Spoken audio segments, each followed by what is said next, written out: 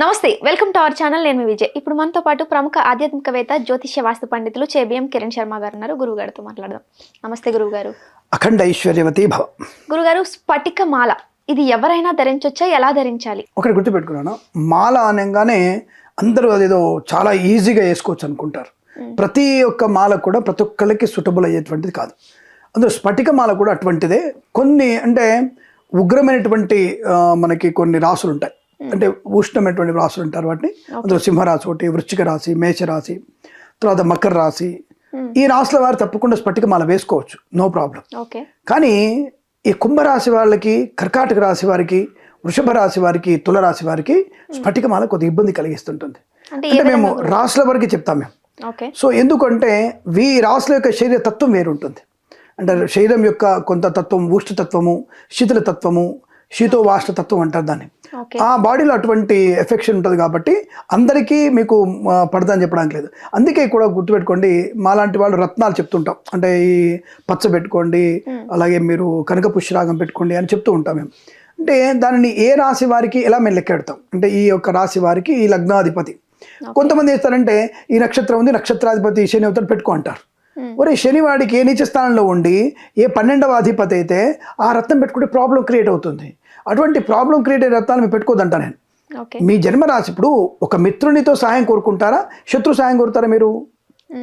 మీరేం కోరుకుంటారు? ఎవరిని కోరుకుంటారు? మీరు మిత్రుడి యొక్క సహాయం కోరుకుంటారు. ఎందుకంటే మిత్రుడు ఎప్పుడైనా సరే తక్కువ ఇచ్చినా దానికి ఫలితం ఇచ్చినా వాటి వల్ల ప్రయోజనం ఉంటుంది. శత్రువు ఇచ్చినప్పటికీ కూడా మనల్ని లొంగ తీసుకునే ప్రయత్నం చేస్తాడు. కాబట్టి ఎప్పుడు కూడా శత్రువు యొక్క సహాయాన్ని కోరకూడదు. అలాగే జన్మజాతకంలో కూడా నీచబడినటువంటి గ్రహస్థితి, అలాగే 12వ అధిపతి యొక్క స్థితి, వీటిని బట్టి మనం ఎప్పుడు రత్నాలు పెట్టుకోవద్దు. నక్షత్రాన్ని బట్టి నక్షత్రాధిపతికి నక్షత్ర అధిపతి యొక్క రత్నం పెట్టి చెప్తారు అందరూ కూడా. ఈ పంచాలు అలాగే ఉంటాయి మీకు. కృత్తిక, అశ్విని, భరణి, కృత్తిక పాదం, మేషరాశి వారికి రత్నం పెట్టుకోండి. ఈ రాశికి అధిపతి బుధుడు అవుతాడు, ఈ రాశిపతి శని అవుతాడు, అనురాధ నక్షత్ర అధిపతి శని అవుతాడు, పెట్టుకోండి. ఇలా కరెక్ట్ కాదు. ఆ శని పడవచ్చు, పడకపోవచ్చు. వీళ్ళ లగ్నం ఏ సింహలగ్నం అయిందనుకో, సింహలగ్నం వారికి షష్టాధిపతి కదా, షష్టాధిపతి శని మీకు ఎందుకు యోగకారకుడు అవుతాడు? సో నెగిటివ్ ఎనర్జీ ఇస్తాడు. కాబట్టి అలా మనం చూసుకోవద్దు. జాతకంలో లగ్నం నుంచి పంచమాధిపతి ఎవరు, లగ్నాధిపతి ఎవరు, ఏ స్థానంలో ఉన్నారు, భాగ్యాధిపతి ఎవరు, ఏ స్థానంలో, దాన్ని బట్టి మనం రత్నం చెప్పుకోవాలి.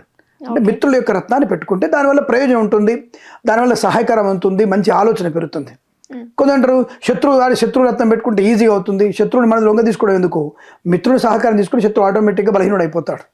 కాబట్టి ఆ విషయాన్ని మనం అలా చెప్తాం. కాబట్టి మీరు స్ఫటిక మాల అనగానే శివుడికి ఇష్టమైన మాల రుద్రాక్ష మాల, రుద్రాక్షలు పెట్టుకోవచ్చు. రుద్రాక్షలలో కూడా మీరు ద్విముఖ రుద్రాక్ష, కొంతమంది షణ్ముఖ రుద్రాక్ష. ఇప్పుడు 6 ముఖాల రుద్రాక్ష మేష వృషభ రాశి వారు, మేష వృశ్చిక రాశి వారు పెట్టుకోవాలి.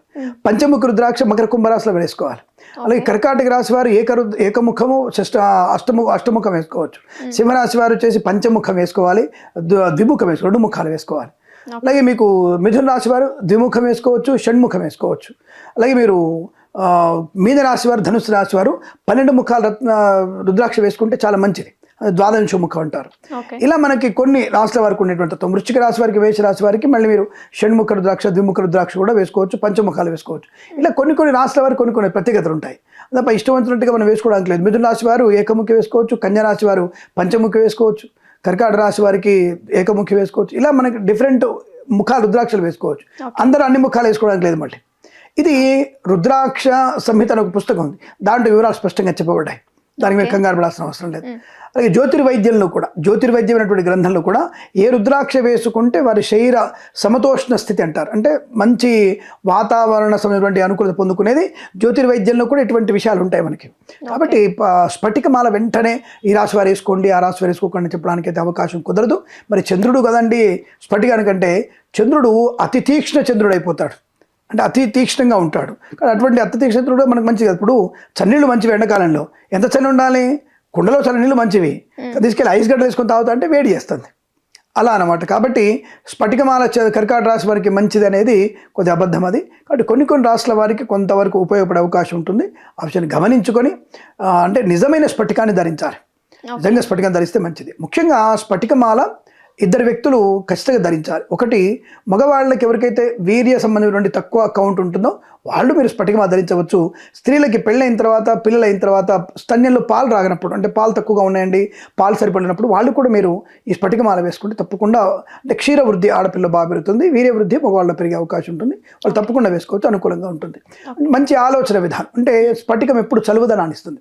అంటే ఒక మంచి స్థాయిని, శరీరంలో మంచి ఉష్ణాన్ని, పర్ఫెక్ట్గా ఉండగల బ్యాలెన్స్డ్ ఉష్ణాన్ని కలిగిస్తుంది. కాబట్టి స్ఫటికమాల కొన్ని రాష్ట్రాల వారు వేసుకోకుండా మిగతా రాష్ట్రాల వారు వేసుకుంటే దానివల్ల మంచి ప్రయోజనం ఉంటుంది, కలిసి వచ్చే అవకాశం ఉంటుంది, మంచి ఆరోగ్యం ఉంటుంది, ఆయుష్ ఉంటుంది, మంచి ఆలోచన విధానం ఉంటుంది, ఉన్నతమైన వ్యక్తులతో ఒక మంచి సంబంధ బాంధవ్యాన్ని క్రియేట్ చేస్తుంది, భార్యాభర్తల మధ్య అనుకూలతల్ని, పిల్లల మధ్య అన్యోన్యతని కూడా కలిగించే అవకాశం ఉంటుంది. లాయర్లు వేసుకుంటే మంచి వాక్స్థానం ఉంటుంది, మంచి వాక్పటిమ బాగా ఉంటుంది. ఎవరికైనా పిల్లలకి చిన్నపిల్లలు ఉంటారు, మాటలు రావట్లేదు అనుకునే వ్యక్తులు చాలామంది ఉంటారు. అటువంటి పిల్లలకి మీరు స్ఫటికమాల రాత్రిపూట ఒక మంచి గ్లాసులో నీళ్లు పెట్టేసి స్ఫటికమాలని పొద్దున నీళ్లు తాపితే కూడా వారికి మంచి వాక్పటిమ కూడా పెరిగే అవకాశం ఉంటుంది. అటువంటి ప్రయత్నాన్ని కూడా చేయవచ్చు. ఇలా స్ఫటికమాల కొంతమంది ధరించవచ్చు, అందరు ధరించడానికి లేదు. ఓకే, ఇప్పుడు ఈ స్ఫటికమాలలు కానీ రుద్రాక్షలు కానీ ఆడవాళ్ళు ఏ టైంలో అయినా వేసుకుని ఉండొచ్చు, దానికి ఎటువంటి ఇబ్బంది లేదు. అంటే కొంతమందికి ఏంటంటే రుద్రాక్ష వేసుకొని ఆడవాళ్ళకి పీరియడ్స్ వచ్చేసరికి మరి తీసేయాలా, దానికి అంటు కడుతుంది కదా అంటే కొంత తెలుస్తుంది ఆడవాళ్ళకి. అంటే ఈ వచ్చేటువంటి కొన్ని సందర్భాలు తెలిసిపోతాయి, 2 రోజుల ముందు తెలుస్తుంటుంది. కడుపు నొప్పి లేవడము, హెడేక్గా ఉండడము, చికాగ్గా ఉండడము అంటే ఆ శరీరం తెలుస్తుంది ఆటోమేటిక్గా. కాబట్టి ఆ 2 రోజుల ముందే మీరు తీసేసి జాగ్రత్త పెట్టుకుంటే సరిపోతుందిగా.